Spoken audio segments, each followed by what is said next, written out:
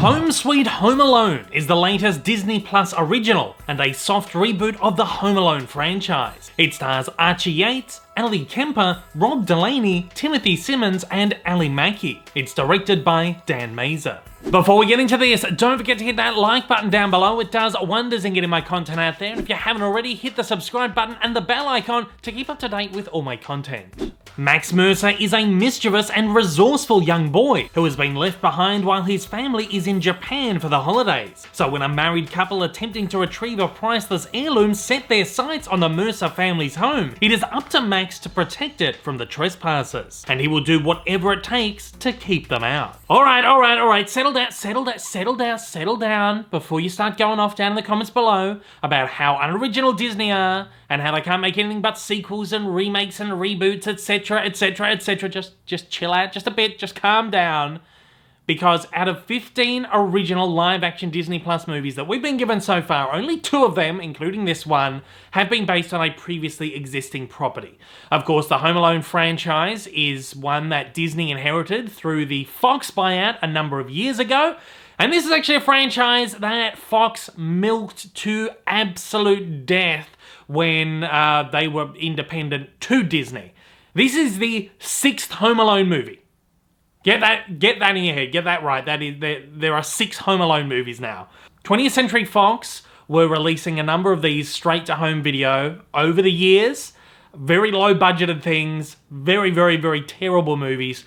And this is just the next in a long line. But the big difference here is that Disney has actually thrown a pretty decent budget at this movie. I mean, they haven't released budget figures, but I imagine it's somewhere between the theatrical budgets of the original movies and the really low budget straight to VHS, straight to DVD movies that were pumped out. I mean, the last one was made in 2012. That's only like 9 years ago, so it hasn't been that long since the last Home Alone movie. But of course, with the might of Disney behind this, there's a bit more of a fanfare about them remaking or rebooting or making another sequel to Home Alone. Of course, because everyone's just gonna hate on Disney for doing Disney stuff. This has been produced by 20th Century Pictures, which is of course a theatrical studio behind the 20th Century movies now. It hasn't been made by 20th Century Television or 20th Century Home Media. This has been produced by a studio team, and I imagine it probably has a decent budget because there's quite a decent cast in this, and it is quite a markup above the previous Home Alone sequels. This movie is a great example of what I'd like to call the Disney trifecta, and that is, this uses the formula that Disney, I guess most Hollywood studios have been guilty of using this formula recently with their kind of franchise reboots.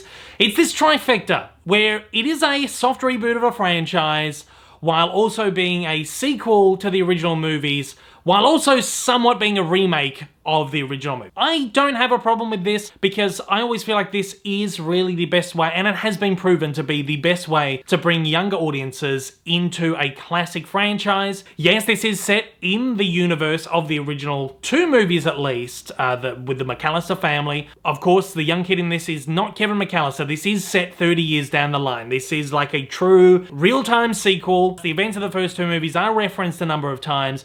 At least one original actor is back portraying their original character in this movie as well, which is quite a bit of fun to see. So there is something in here, I think, for everyone. For the new viewers, for the old viewers. But with that, this is a movie that is very much a carbon copy of the original. The plot is very similar. A lot of the gags that are thrown in here, particularly at the back end of the movie where you've got, the kid fighting against the 2 home intruders. A lot of the gags from the original movie, or at least the original 2 movies, have been ported over here.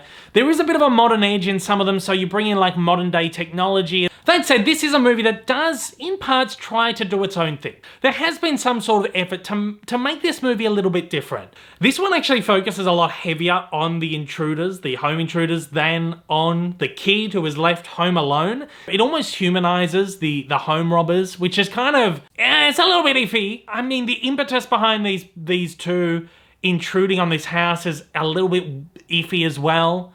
They essentially want to break into this house because they believe that this family has stolen a precious heirloom of theirs.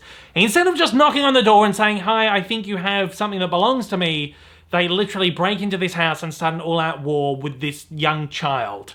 So there are a few little twists in here, but do make no mistake, this is for the most part, a copy and paste of that original movie. But look, I do think this is a movie that is going to work for its target demographic. It's filled with all the stuff that kids just find absolutely hilarious. People getting hit in the groin, people getting hit in the head, people tripping over stuff, getting hurt, and all that kind of crazy body humor stuff that you come to expect from Home Alone. It's loaded into this, and I think kids are really going to think it's absolutely hilarious. And to be honest, I did have quite a few chuckles in here as well. So I think it's probably going to do its job in revamping or rebooting this franchise. I feel like it's probably something that Disney can maybe make one of these every single year for Disney Plus.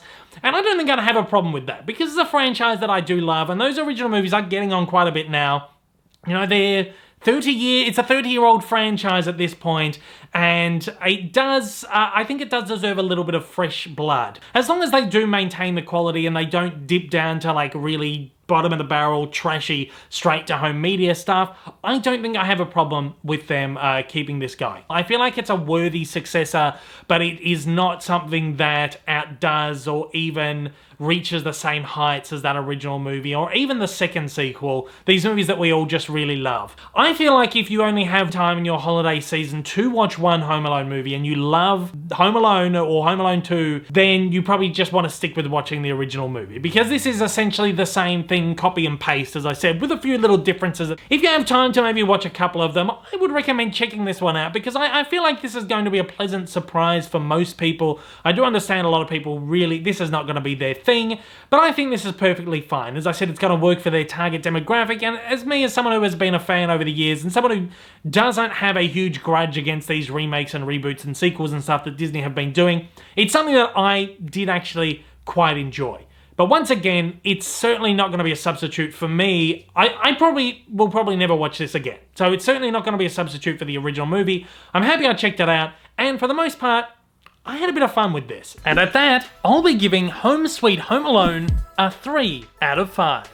Disney's remake, reboot, sequel of Home Alone is quite simply a modern-age carbon copy of the original film, but is easily the franchise's best entry since the 1990s, offering some surprisingly decent laughs and enjoyable moments. Kids will love it, and fans of the original should find it harmless entertainment. Home Sweet Home Alone lands on Disney Plus globally on Disney Plus Day, November 12, 2021, just in time for the Christmas season. Thanks to the incredible team over at Disney Plus for providing me with an early screener of Home Sweet Home Alone for the purposes of this review. And thanks everybody out there for watching. Hope you enjoy the movie, and a very early Merry Christmas. Take it easy. Hey everyone, if you haven't yet, smash that big old subscribe button up on your screen to keep up to date with all my content, and hit that like button down below. Also, don't forget to check me out on social media, and please consider supporting me over on Patreon for as little as $1 a month for exclusive videos, early access content, and to get your name up on the screen. Thanks again for watching.